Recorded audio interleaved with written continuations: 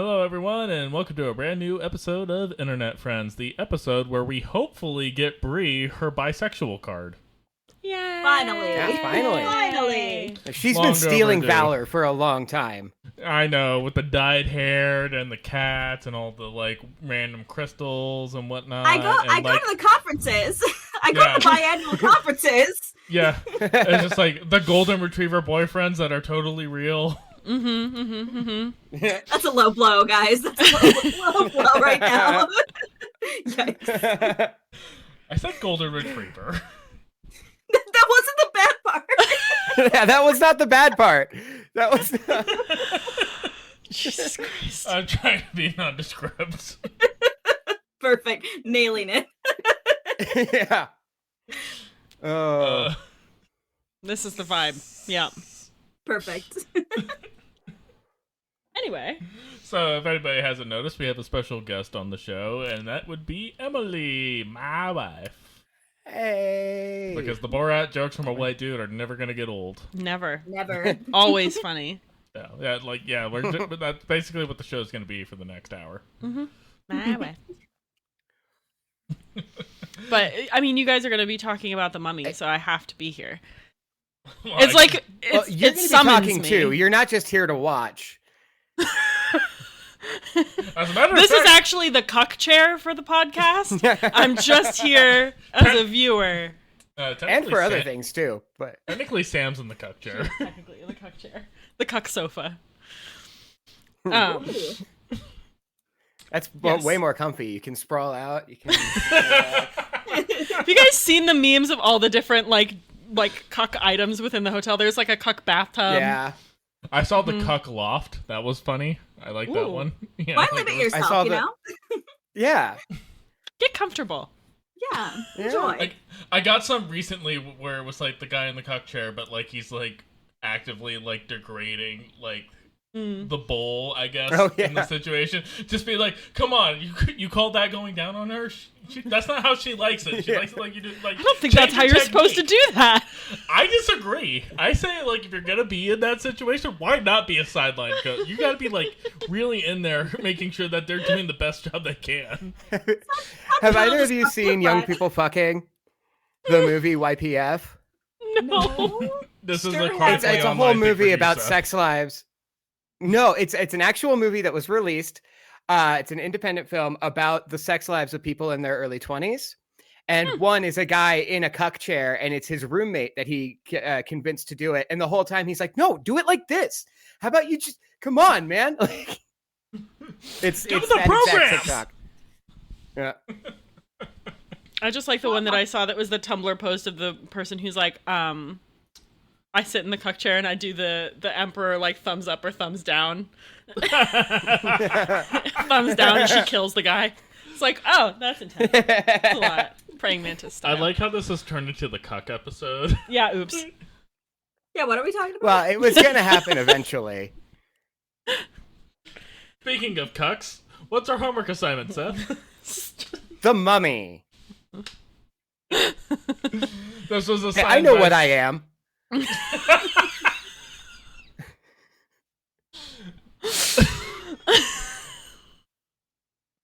This is going well. So well. So The Mummy is one of my favorite movies of all time. I And love it it. is Emily's absolute favorite movie of It all is. time, hence why I made Emily a guest host on this episode. Because God forbid anybody say they've never seen The Mummy and Emily doesn't. Yeah, how force did them you to. get so far into your life without ever having seen it? I don't watch a lot of movies, to be honest, in general. So, I'm not a movie person. And I'm one of those people that, I only like watching movies with other people. So if that opportunity does not present itself, then I don't really watch movies independently. Outside of this podcast, honestly, this is, the first time I've really watched movies by myself because I fucking have to, but I really don't like to. So I like to discuss, which is why it works for the pod. So, but yeah, that's literally the only That reason. makes sense. All right, so despite this being Seth's episode, I would actually like Emily to kick us off and ask us what do you want to talk about when it comes to this movie? Who's the hottest person in this movie? Artist Bay. Oh. I know my Magi? feeling. Yeah, Artist Bay. Yeah, you and me are on the same page. Artist so. Bay. Mm-hmm. Yeah. We're in the Have you seen him today? He's hotter today. Silver Fox says fuck. Yeah. Yeah. Yeah. Gorgeous man. Odin Fur King still get it. Yeah. Who? The one with the beard and the sword and the tattoos on And his the face. face tattoos. Oh yes, that's who I was gonna say too. Yeah, super hot. So- We're all in agreement. We're all in agreement. Arabic is a beautiful language, so that makes him like twice as Absolutely. hot. So. Yeah. Also, in all fairness, Rachel Weisz is way hotter in the second one. So. She is way hotter in the second movie. Highly recommend watching. Her eyebrows are so thin in this movie. That was my first note I had on this. I was like, oh, it was of the time. Yes. That's why my eyebrows are fucked up because that's what you did at the time. But I was like, oh, they are so thin. Here's the thing: I'm happier with the thin eyebrows trend than I am looking back on our college years eyebrow trend of the sperm eyebrows, where it was like the little lump at the front and then the little tails at the end. Every time I see photos of myself with the sperm eyebrows, I'm like, that was bad. It doesn't help that it doesn't help that we were growing up in New Mexico, so like we like basically had like the hardcore version of both. It was like the Burkina Chola sperm eyebrows. The Chola. The Chola thin eyebrows and the Chola sperm eyebrows were really... You might as well just give them their little wiggle tails. There were straight up people who just shaved off their eyebrows and just drew them on. Yeah. Yeah. Like, that's not even a joke. Like, that seems like it's a meme, but that actually happened. Yeah. Yeah. Many women I dated shaved off their entire eyebrows and drew them in. So, here's the other thing I will say. And they also listened to the front bottoms. Stop it. We're not going over this again. You're such a bully. It's called callback, Seth. You gotta call back to other episodes. How you get people to watch the whole roster. No, I was gonna say, every time I watch this movie, I think to myself, I should cut my bangs again. I should do the curly bangs. It looks great on her. And then I do it, and the humidity hits, and it's just pubes on the front of my face. Yeah, and you forget that Northern Virginia might as well be Florida.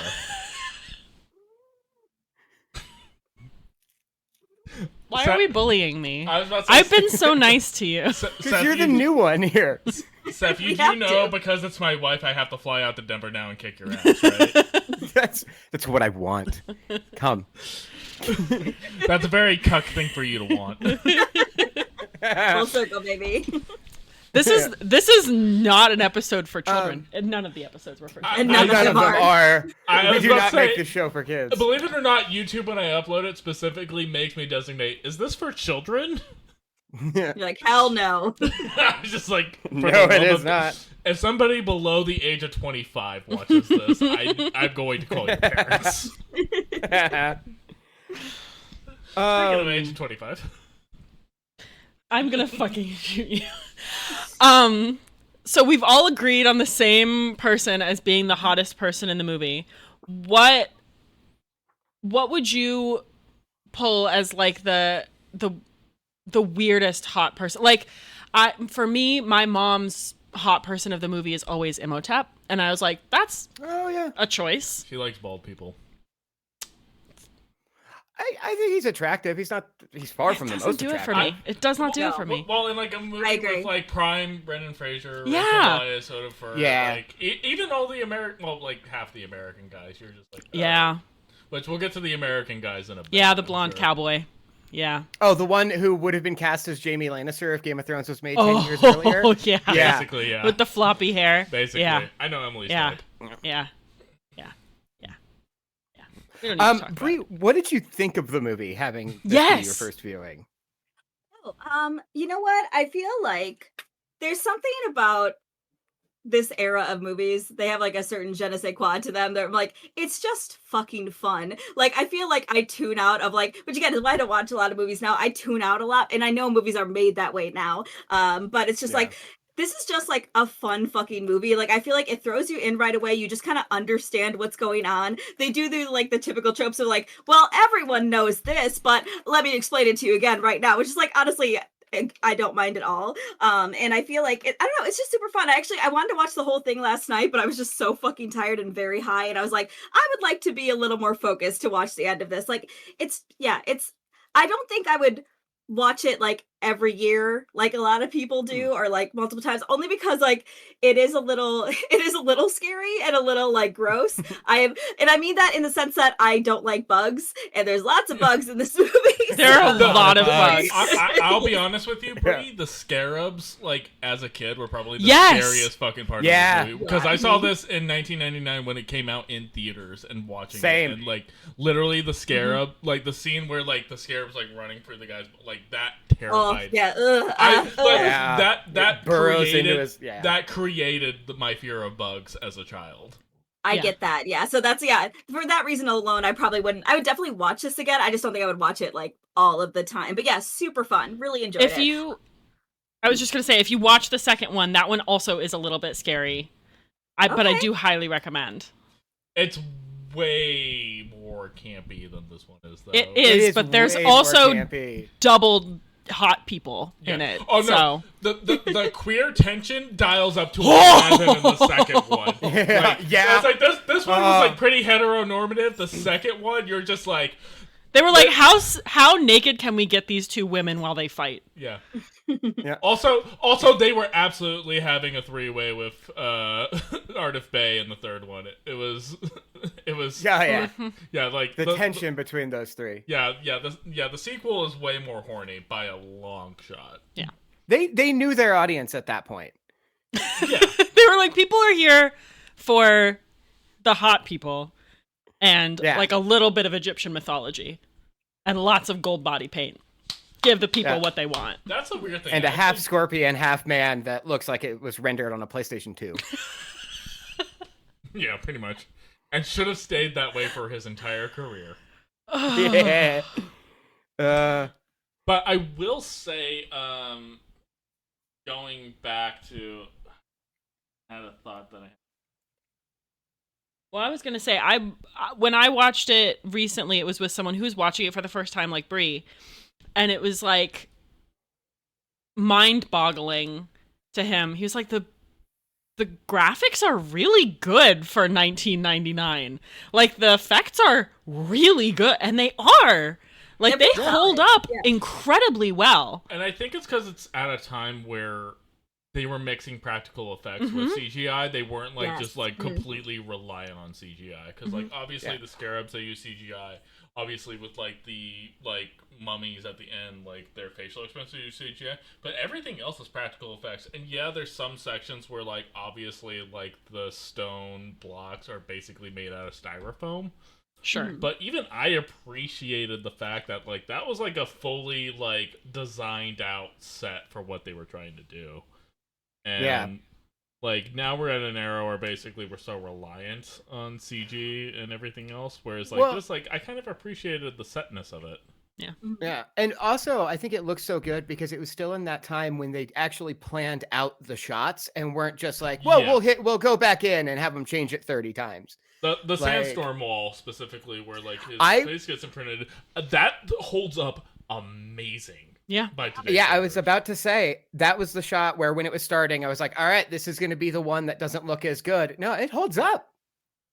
Yeah, I would argue it's the mummies when they do like the scream moment. It's like the one that's like a little the jaw. And, like the scarab stuff is at least low res enough to where it's just like, okay, you don't need a super ton of detail to get the point across that it's a geyser of scarabs.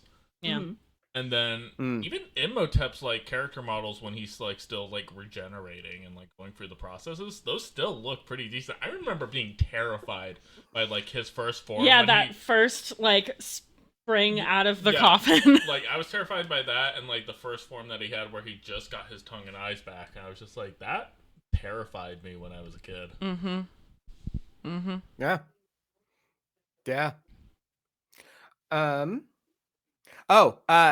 This is a note real quick that I'm throwing out here. Brie, did you catch the Do It Lady? No, there's a line where when right after Brendan Fraser kisses Rachel Weisz for the first time and he's like, get me out of this prison, and the guards start beating on him, as he's being dragged away, he screams, do it, lady! Do it, lady. All of it. That's actually question I have for Bree, actually, because Bree notoriously does not like a lot of the romances that we've had in some of our past film assignments. I'm so glad you're asking me about this. Well,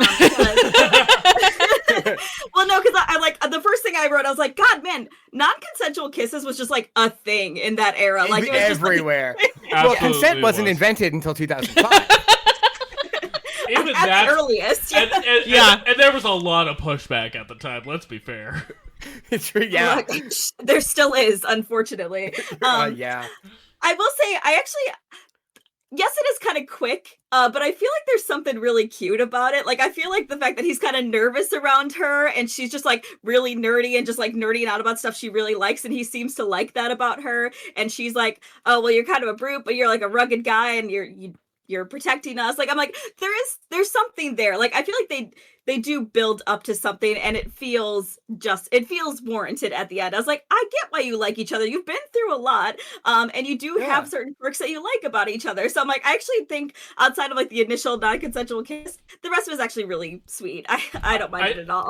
I think the thing that they did specifically was it wasn't slow burn, but it was a burn, more or less. Yeah. Like, they did kind of hate each other. They butted heads. They did go through kind of certain things together. There was instant chemistry. Mm-hmm. Yeah. Obviously, well, but it's Brendan Fraser and Rachel Weisz, of course, there's going to be chemistry. But, like, compared to, like, something like a Blade Runner that we watched before, where you're just, like, there was no chemistry at any point between any of these people. Like, at least this one is just like, yeah, it's there. I see how this could turn into that. Well, and even like the first like boat scene when they're alone together, you can see how like she's impressed that he knows about like the book of the living and that it's covered in gold, and she's like surprised by that. And then he does the brute thing and it's like, no, I know treasure. Also, I don't know why I kissed you. It seemed like a good idea. And then she kind of storms off. But even later in that scene when she's like petting the camel, you see him kind of have this like, no, there's more to her too. Like there, like you said, there was a burn. And I was thinking that today when I was thinking about the movie, in my opinion, they did a good job establishing like, no, these are the steps in which the two of them gradually fell in love with each other. Mm-hmm. Yeah, they gave them those moments, those quiet moments together. Like, I think the biggest one is like at the campfire at night where she's drunk and they're kind of talking, but I'm like, you can see him being like, she's really fucking cute. But she's kind of falling all over herself right now. Like, they have these like they're small moments, but they're quiet moments where they can just interact and outside of everything else that's going on. And I think that's necessary to build a believable relationship. And this movie did it great. I want to point out, because I'm going to keep talking about Tumblr. I've seen a lot of posts We're on the Tumblr episode, over the years. And one of my favorite ones was someone who was pointing out like all the ways in which you can tell he like touches her really carefully so as to not like be inappropriate.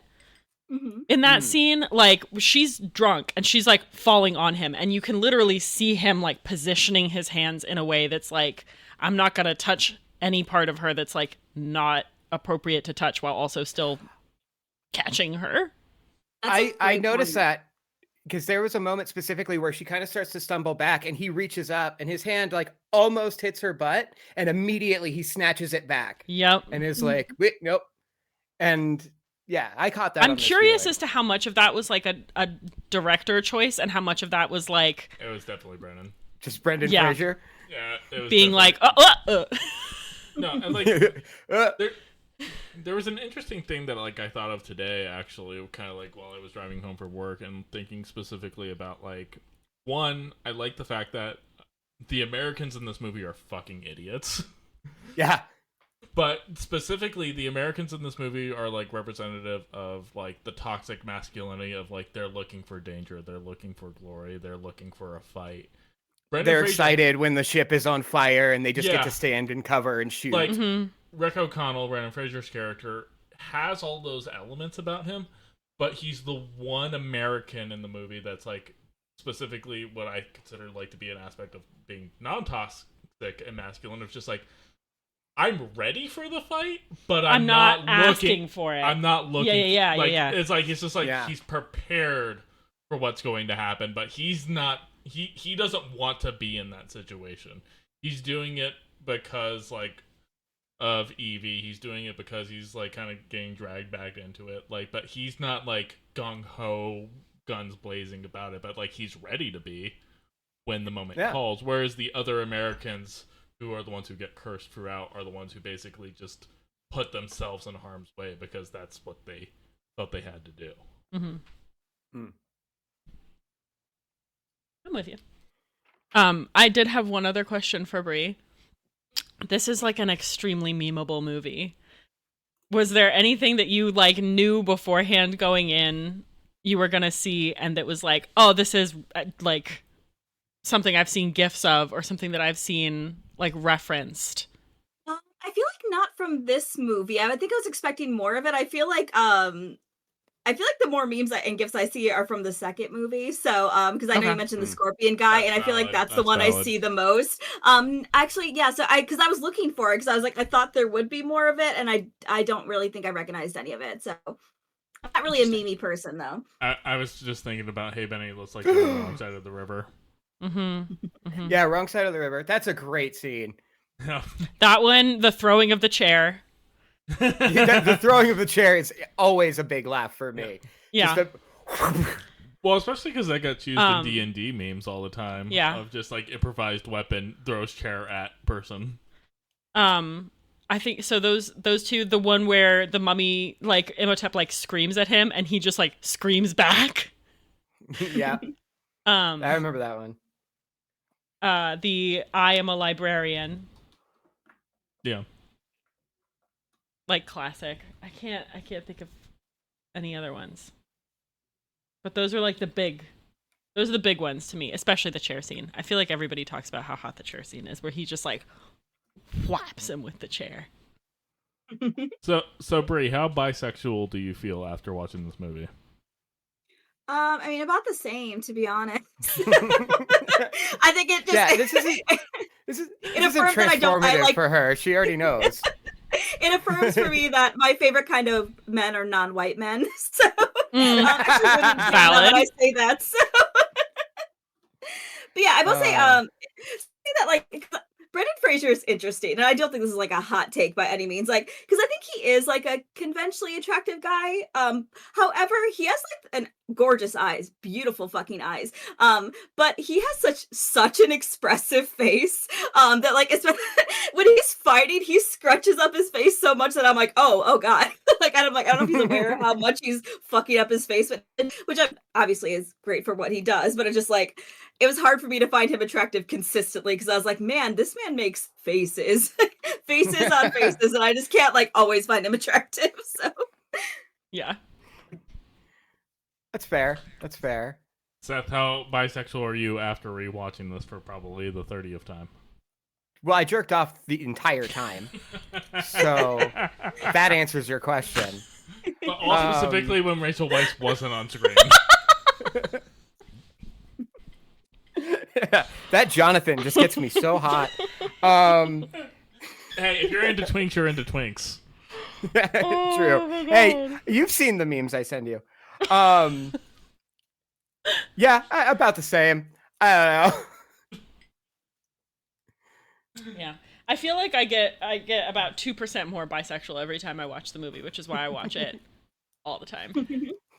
Well, you got to keep topping up that meter, you know. Mm-hmm, mm-hmm, Yeah. mm-hmm. I'm feeling too straight this week. Time to watch The Mummy. Yeah. Gotta go watch The Mummy.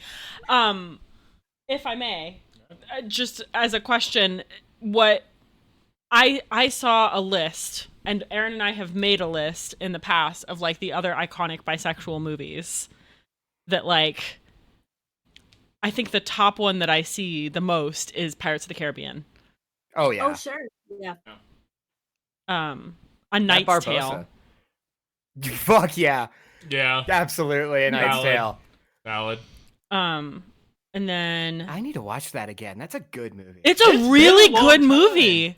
I don't think I've watched that since like early college, late high school. Mm-hmm. Same. I have a physical copy of it. That's true. So The Mummy, Pirates of the Caribbean, A Knight's Tale, Atlantis, the animated movie.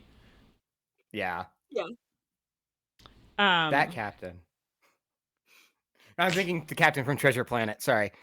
Also valid. 100%. How Emily figured out she was a furry.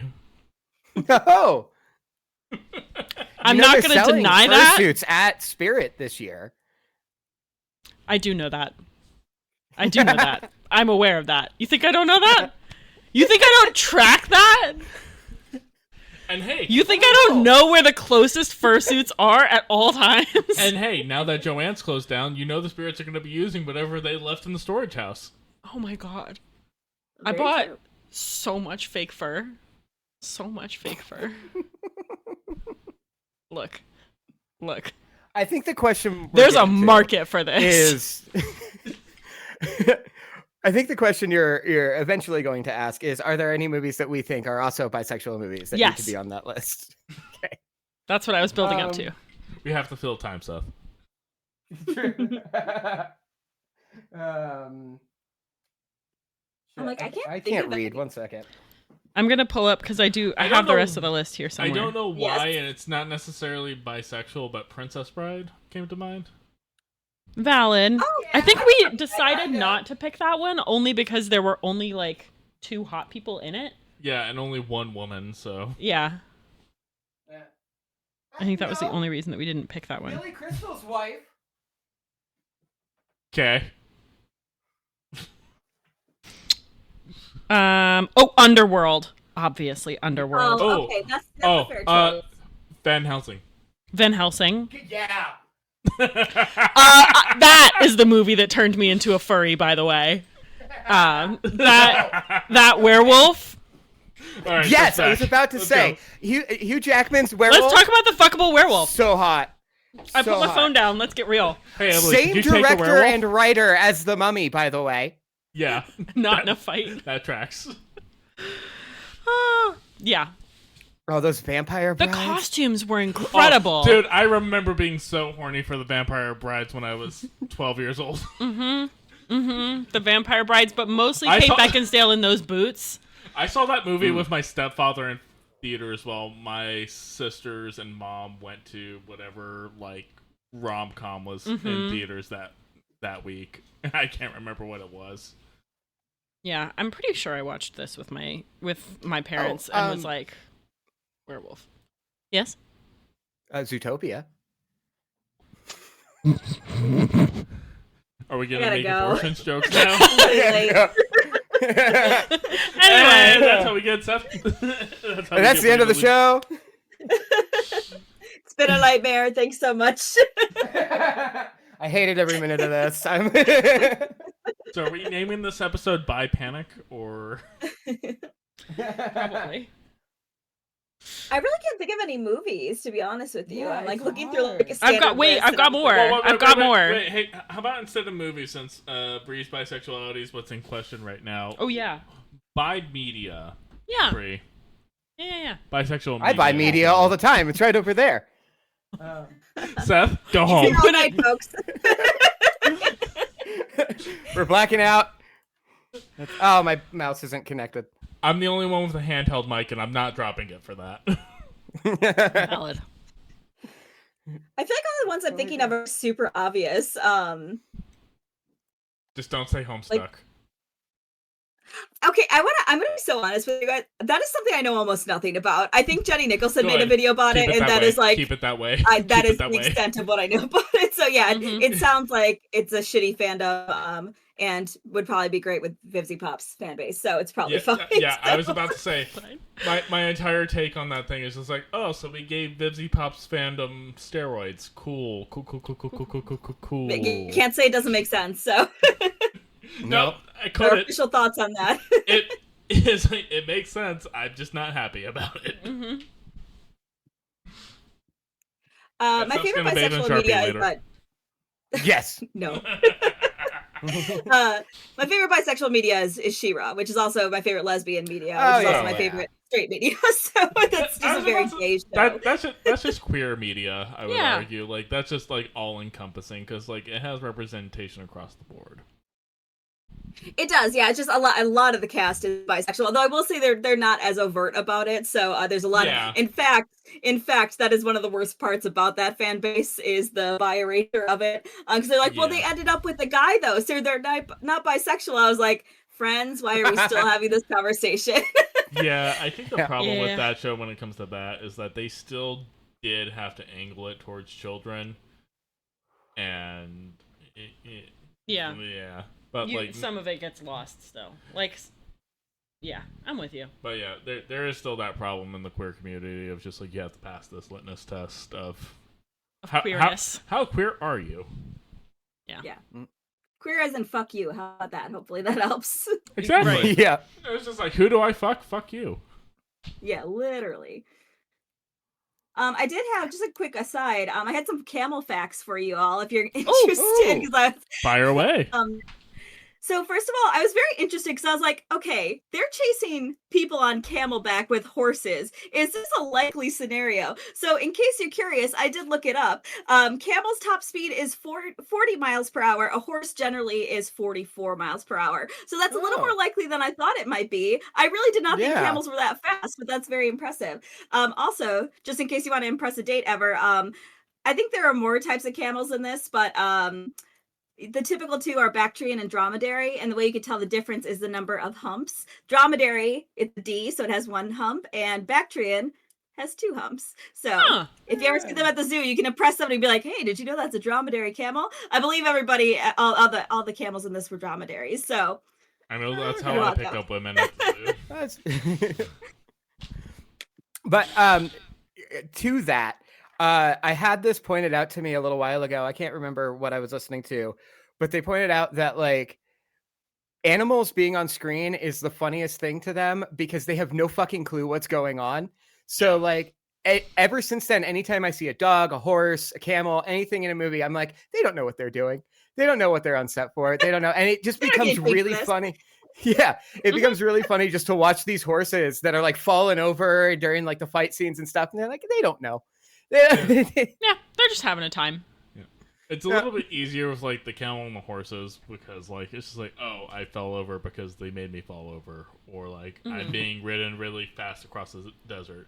When it's dogs or like other like domesticated animals that they put them in wacky situations, well, we're not going to talk about Milo and Otis, just so we all know. Please don't. I'm gonna cry. No. Fuck that movie. Practice ethical use of animal actors, please. All movie studios, please, for the love of God. Well, and it's speaking of dogs, there have been so many productions where they like have dogs that are supposed to be vicious, and they have to CGI out the tails wagging because the dogs are just happy that they're doing a good job. Like, I'm nailing this role.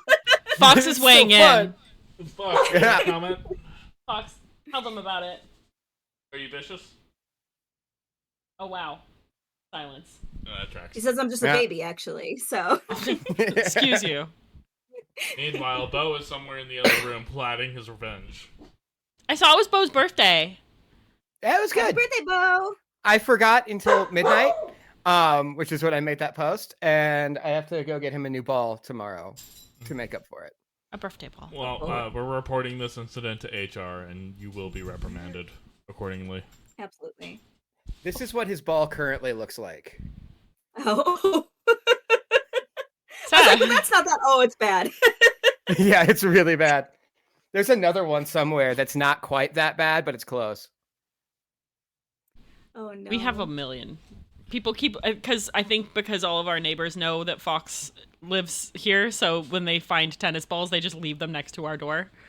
Have you seen Eve's stash of tennis balls? Yes. Yeah. Yeah. So our across the hall neighbor, Thomas, who I've talked about on the show before, he had us over once and he was like, yeah, we have, like, Eve has lots of tennis balls. And then he, like, opens one of it's like a chest of drawers, and he opens the drawer and it's just literally full to the brim of tennis balls. Like, just a whole, like a... like a clothing-sized drawer, like, of tennis balls. In fairness, there is a tennis court at our apartment complex that doubles as a dog park because it's the only like fenced-in area that you can like bring your dog and let them be off leash and run around and throw a ball. And so basically, like every now and again, people just leave a ton of tennis balls around, so you can kind of just collect them. I don't know. All the tennis balls in that drawer looked brand new. It was a little serial killery. I thought it was kind of cool. Well, Thomas that's a bit might weird. actually be a serial killer, as far as we know. This apartment's very clean. And then he also has a he's Lucille bat. Oh, that's not a good look. No. It's not a... Anybody else got any notes about the movie we watched? The what? I don't know. I have one that's kind of a joke one, but it's I too have found pussy so good that I would try to bring them back to life if they killed themselves. That's on brand for you. You get one. You get one more. Yeah. You get one more, okay. But would you not impressing Bree tonight. She's not happy with me. But would you allow yourself to get executed and cursed in such a way that you could be brought back to life to bring back? I can think of one woman I slept with that, yeah, absolutely. Was that my last one, or do I still have one more? Yeah, that's yes, go for it. No, go for it. Let's go. I'm sorry. No, you're fine. No, you're not. I don't have any more notes, to be honest with you. Like, I just like, I don't have much to say. Like, it was really good. I enjoyed it. It was super fun, and that's all I got. So that was the same with me. I like most of my notes were just jokes. The one which also is a joke is it's really lucky that the statue of Horus wasn't also booby trapped, and they were just able to grab that book right out, no problem. Excellent point. I did not think about that. This is the first time I ever noticed it. Yeah, I guess the only notes I really have is that, like, kind of going back to where we started, like, it's a very fun movie. It has, like, those Indiana Jones adventure elements. The action is really well done, and it's, like, it's campy, but it doesn't dial it all the way up to 12. This came out in an era where CGI was more prevalent. Seth is frozen on screen, so we'll just see how that works out for us. But there we go. No, like, the reason that this movie I feel holds up more than anything else is that for the time and place that it came out, it did everything right that it was supposed to. Sure, have some things aged poorly, like the non-consensual kiss. Yeah, sure. And that's a thing that, like, we can all argue till the cows come home. But for the most part, like, it's just a really good, fun, watchable movie. It's, again, me and Em watch it once a year. Like, last year we went to the Alamo Draft House and watched a screening of it. There's a bumper sticker on Em's car for it.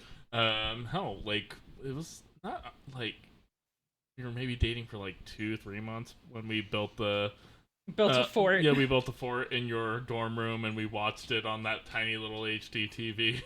Yeah. That's adorable. Yeah. So we sweet. we might actually have photos of that lying around somewhere. We might have it somewhere. But yeah, so like no, like this is a movie that's dear to my heart. It's really fun. It's also, I think it was made during an era when more of that type, like you were saying, of like action adventure movie was being made, where it was like Brie was saying, you're just launched into it and you're like, this is the story. You'll figure it out as we go along, and you're gonna have a good time. And we're gonna trust you to like trust us. And like it's like a symbiotic relationship that you don't really get with a whole lot of movies anymore. That now it's like, oh, you have to know the lore, and you have to have read the comics. You have to have seen the previous movie. Like, this was just you go in, you see the movie, it's a good movie, you enjoy, you leave. Yeah, you don't need to know anything. You go to about... Chili's afterwards, talk about it for a bit, and go home. Like, you don't have to know anything about the previous Universal Monster movies. You don't need to know anything about, like, you know, Egyptian history, because quite frankly it's not a historically accurate movie whatsoever, but it doesn't claim to be. It's just kind of a fun ride, and in a weird way it's not pandering either, which is actually kind of interesting. Like, there's not a lot of pandering that kind of happens, which is a problem. It balances funny dialogue while never feeling quippy, like a lot of modern movies do. Yeah. Like, we broke the tension by making a joke because we had to. Yeah. Like, patience is a virtue. Not right now, it isn't. It's one of my favorite lines in the movie. Yeah. But that's the thing. It maintained the tension of that moment. It didn't just break the tension. Haha. Anyways, cut to next scene. It was, not right now, it isn't. And, like, the tension's still there. It's like, oh, no, you guys are still fucked right now.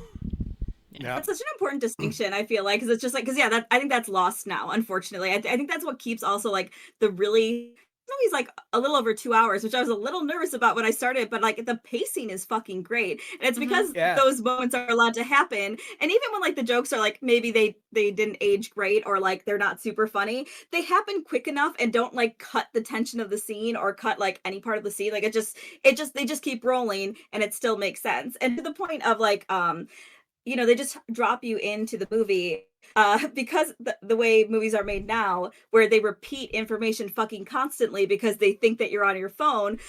Like, they really didn't do that in this movie. I feel like there was some information that was brought up again, but like it was always like a continuation of the same of different information. So you were still learning about it, but you didn't feel like you were overwhelmed with information. Like, it was exactly what you need to know at the time without repeating shit over and over again, and then making the movie 3 fucking hours long because you're. Tap gets scared by a cat, and then cut a few scenes later. It's just like, okay, what's the deal with the cats? Yeah. Yeah, like, exactly. Perfect. Explain to me cats. It's just like, oh, Guardians of the Underworld. It's like, okay, cool, moving on. Understood. Sounds cool. Well, and also, kind of changing the subject, but going back to something Bree brought up earlier, is that this is also kind of a scary movie, too. Oh, yeah. And it somehow balances comedy and horror really well. And I enjoy that. That's something I've always loved about this movie. Yeah. It does the thing that, like, I feel like modern movies try to do, where it tries to be everything for everyone. Like, it has horror, it has action adventure, it has comedy. It's all there. Romance. It has the romance element to it, and like that's the thing that like movies, especially in the like post Marvel era that we're currently in, like we're trying to do, and this one didn't force it. It didn't, like, none of it felt out of place, none of it felt wrong. It just kind of just all worked. It all felt intentional. Whereas, like, it's just like, okay, so we wrote an action adventure. How do we make it scary? How do we make it funny? How do we make it... How do we insert a love story into it where it doesn't need to be? Mm-hmm. But this movie, like, does it as well as any movie could, really. Mm-hmm. Yeah. Like, I feel like the weakest part of it, probably now in hindsight, is horror. But like I said, I was terrified as a kid of a lot of the elements. Oh, so. Yeah. Same. The scene when Jaime Lannister 10 years earlier is like picked up by the wall of sand and like spun around, and you watch the shadow gradually get skinnier as the life force. That terrified me as a kid. Yeah.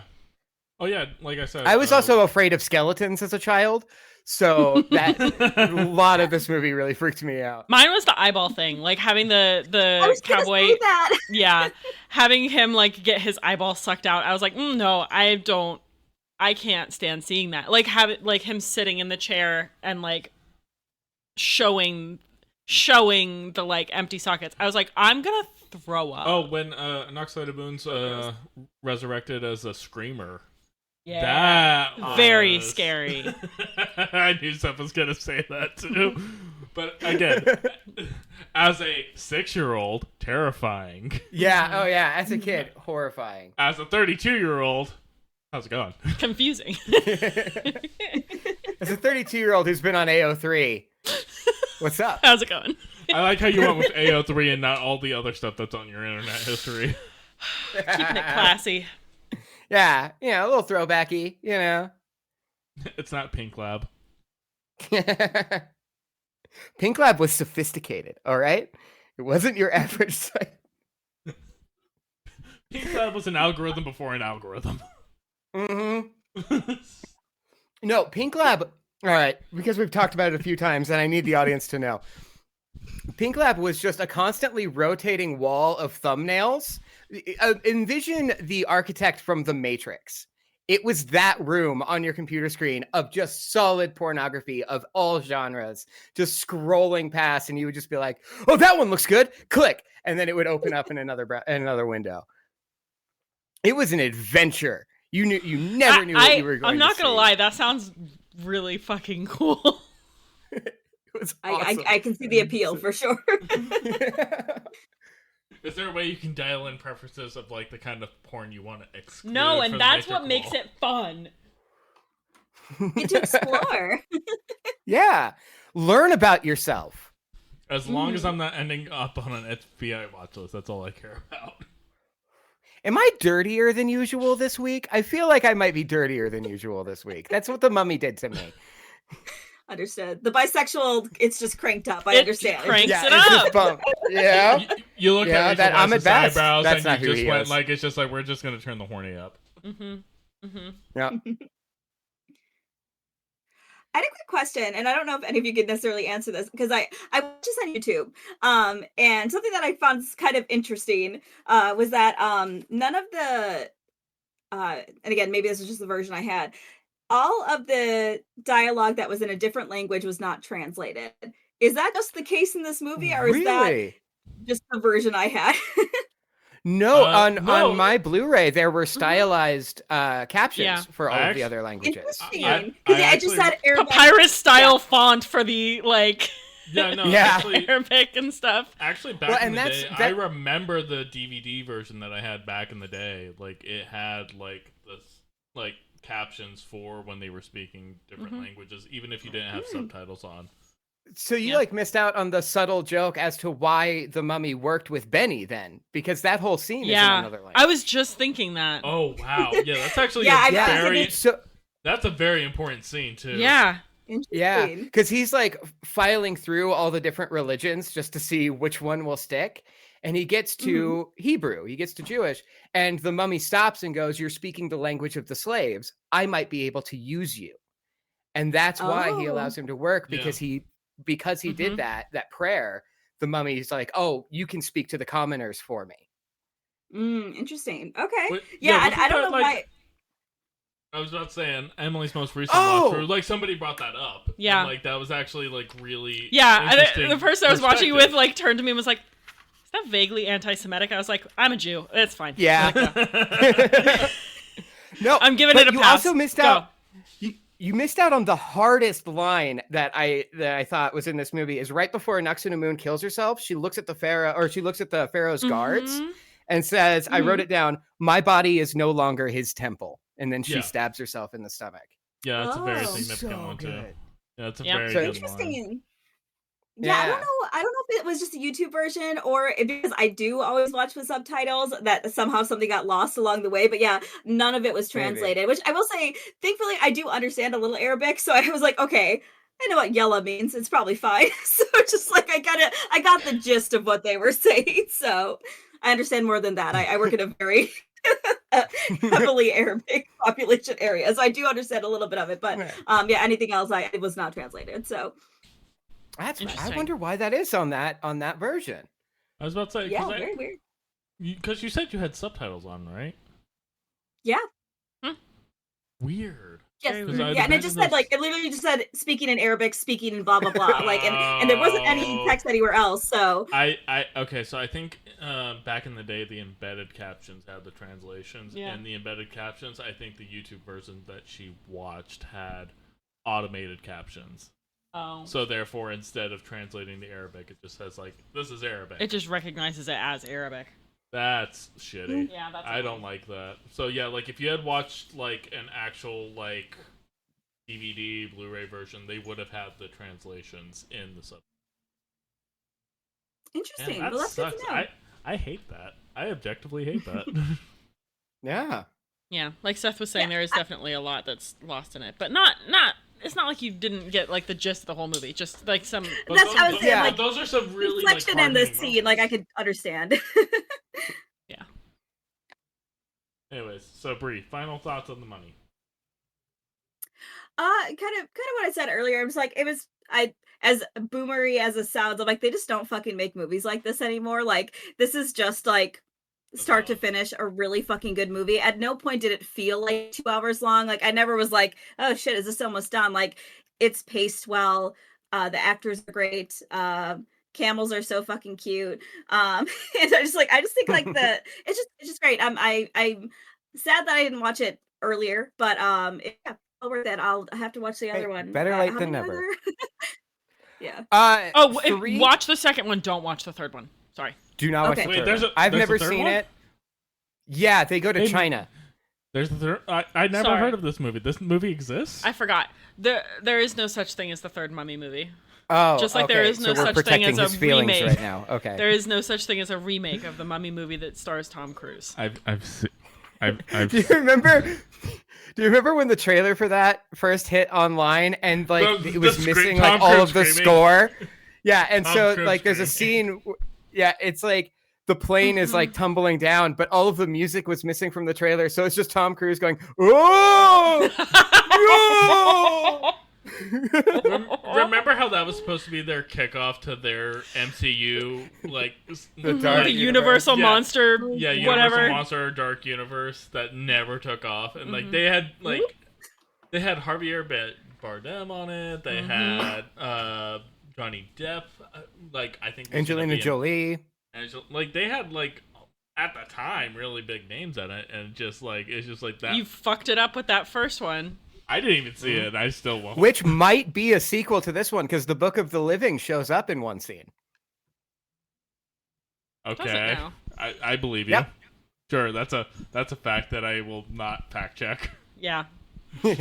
Valid. I'm not making it up. I'm sure you're not. I know I lie about a lot of things, but this one, It's not about lying. It's Aaron saying you will not be able to strap him to a chair to watch that movie. Yeah, I am not gonna take. I am not gonna take the time to confirm. Yeah. Like anything. So like you can tell me whatever you want. Yeah. Like I'm MAGA Republican right now. Like you can tell me you're gonna have the best thing possible, and I'm just gonna be like, yeah, sure, tell me whatever you want, Daddy.